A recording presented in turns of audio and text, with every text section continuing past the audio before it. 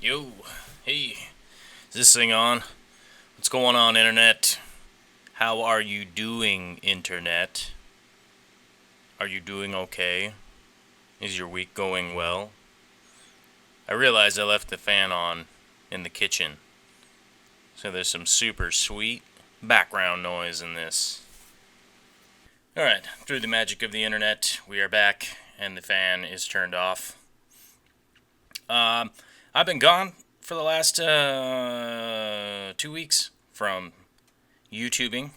I was in Missouri doing a mud run that was sponsored for the Wounded Warrior Project out there, supporting a friend of mine. Me and my lady Vicky went out to that. Was a lot of fun. Was definitely a workout. Was definitely a fun state to go visit. There's a lot of interest and interesting things in that state.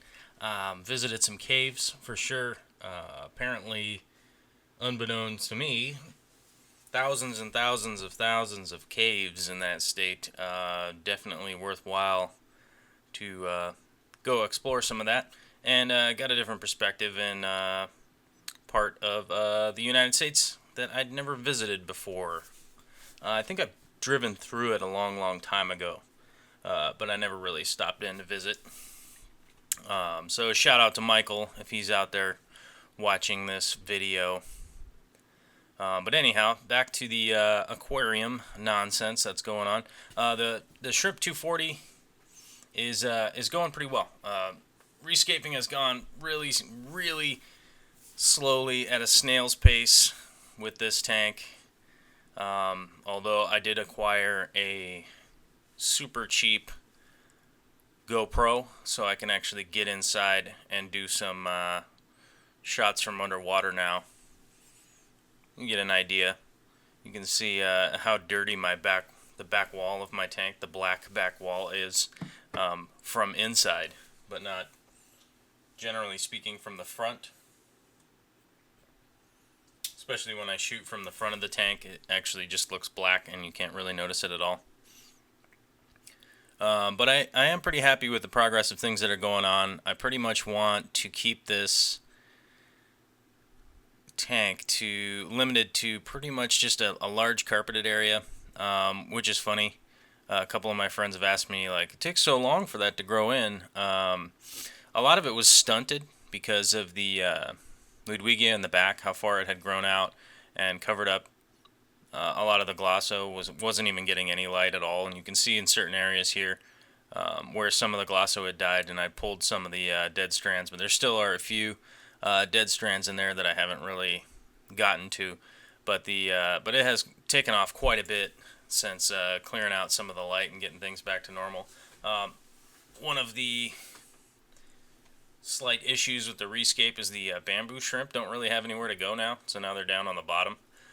And there's a shot later on in here where I actually kind of pissed them off, waving the GoPro around in there. The large carpet area is going to be surrounded by, this is on the left side, so I want to keep a lot of the tall crypts and the stargrass and all that stuff off to either side of the tank. This side has grown in mainly because most of this was moved I don't know, I can't even tell you really like how long ago it was that I had moved it. Probably maybe a month before I really started rescaping and stuff. So you can see how tall this stuff has grown up. It started to split off. I haven't gotten any shots of any of the runners on this side, but the other side, as I moved all the crypts over there, they've even started to send out runners already, coming along pretty well. So I just want to cap both ends with the taller plants and then keep most of the area pretty low throughout the center, and then keep the Ludwigia in the back. I've been keeping it pretty short. It's even grown up pretty aggressively since the last trimming, which means I gotta trim it again, I'm gonna get it to so that it'll bush out a lot more. That constant trimming like that, each time you trim it, essentially if you trim it in the right spot, it will send out two shoots from where one was before, which is how you get that really bushy effect. But in order to do that, you have to trim pretty short to begin with, because each time you trim and split it off, you're going to be adding like probably an inch in between where it's split to the next split to the next split, if that makes sense by just saying that. But in order to do that, you got to start out pretty low, which is why I trimmed pretty so aggressively before, because I want to get a good solid like hedge effect out of it as it grows in. But I'm pretty excited with some of the other projects that I got going on in the fish room. The other 180 is going to get going here pretty soon. The paludarium is total nonsense right now, so I didn't even shoot anything on it. So I've got a ton of stuff in there just floating, mainly just holding things and keeping things wet and keeping things alive, and utilizing that tank so I can split it up between the two 180s, because I actually have two now. And I have a 120 that I'm going to be moving in fairly soon. We're actually just waiting on getting some more substrate for that. As you see here, going through the Ludwigia, what is this? Is this an art shot? Is this a tiny scuba diver going through? You can kind of see some of the areas where I've trimmed it and it's split. If you look closely, maybe pause the video and stop listening to the nonsense that I'm saying. Some of that stargrass has really started folding forward. You can see it, how it's folded forward like that, which means it's time for me to trim it again, to spruce it back up and get it going. The stargrass on the end here, this other end, which we didn't even get a chance to see, but on the other end, I really aggressively trimmed it. I wanted to see how far I could go without actually killing it. And my suspicion was about right where I thought was too far was actually too far. But it's at a point where it's already started growing back, so I'm not really all that concerned. I haven't killed it. Wouldn't matter anyhow. I still have more in holding tanks and everything that I'd be able to just replant it anyhow. Wasn't really that concerned about it. But as far as the shrimp colony goes in here, the shrimp colony is doing really well. I actually have two really large established colonies now split between the main tank and the sump. Definitely one of the advantages of having this set up on a sump is all of those other shrimp that would typically get pulled into a filter. Some canister filters you can do the same kind of thing with. I used to have some of those old Rena canisters, and the impeller pulls from the backside of the filter material, so it pulls through the filter material, so it wouldn't churn up and kill all the shrimp that would get sucked in there.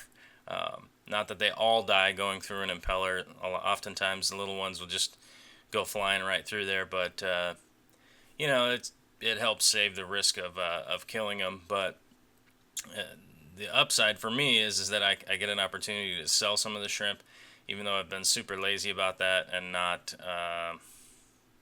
selling them very often. But hopefully I have enough for a big batch, because Friday was the last day of my job. I'm no longer working with that install company that I was doing. Spent the last 8 months doing that. But it is time for me to move on. So I'm moving on to different projects and doing other things. I got more opportunity to do more YouTube stuff, more fish tank stuff, and especially more art. Once again, I'm trying to go full-time doing this. Doing these things, but I also am in search of a full-time job in the meantime to keep paying the bills, because I live in one of the most expensive cities in the country, Seattle. And recently I found out after doing some research, that Seattle has the most expensive water in the country. Check it out. GoPro just came in. Oh, look at that. That GoPro just came sweeping in there. Oh, totally distracted me from what I was talking about. But Seattle definitely has the most expensive water in the country, even though we have so much water and so plentiful. About 15 years ago, they decided that making it expensive would get people to use less of it, which to me is just counterintuitive nonsense. And it sounds like a cash grab situation to me. As far as the public utilities go, people in the United States expect to have drinking water, and